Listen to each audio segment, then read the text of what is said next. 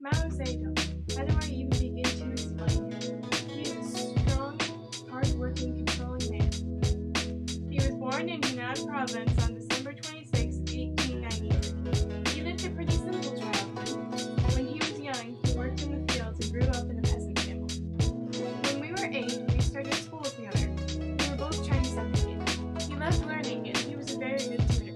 When we were 12, he used to tutor me in math. When we were 13, school ended, but we never stopped talking. We became very, very close, and eventually fell in love. We thought that we had everything planned out, because at age 16, he went back to school and took up teaching jobs. Little did we know that he would become one of the greatest communist leaders in the world. In 1921, he became a Marxist member of the Chinese Communist Party. He was always trying to improve political work for the peasants in his native province because that's how both of us grew up.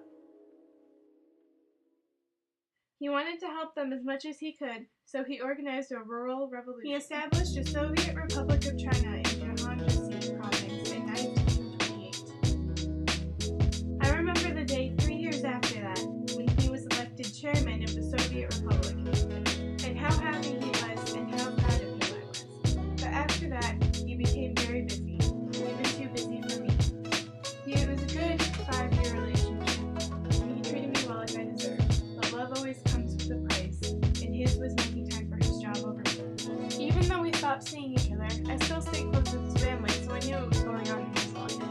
He became the world's most important communist leader after he led his men on a 6,000-mile march through Jiangxi and Yehe. It was surprising to me that he decided to take after the Soviets' economic system because Mao always wanted original ideas. It didn't last very long though. When social change came out in 1958, he accused the USSR of betraying Marxism. After this, he launched his Great Leap Forward plan. Great Leap Forward plan encouraged the establishment of rural industry and the use of surplus rural labor. The plan failed terribly. Over 20 million people starved. It led to a huge famine in China. After his plan failed, he withdrew from the public view for a while. After that, he came back to see me. He said he missed me and that leaving me was the biggest mistake he ever made. I was too scared to trust him again. That was, until he proposed to me. We were able to spend a few months together until the rumors started. The truth is though, they weren't rumors. I knew it was true. The government wanted me back. I was hurt, but I was still happy for him. And I knew that our nation needed him a lot more than I did. 2 years after he went back, he launched the Great Cultural Revolution.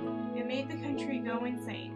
Young kids were leaving their studies and attacking their Bulgaria's professor. The industry was now bureaucratic. He changed nearly everyone's way of thinking to the Marxist-Leninists. Mao fixed a lot for China. He fixed their relationship with the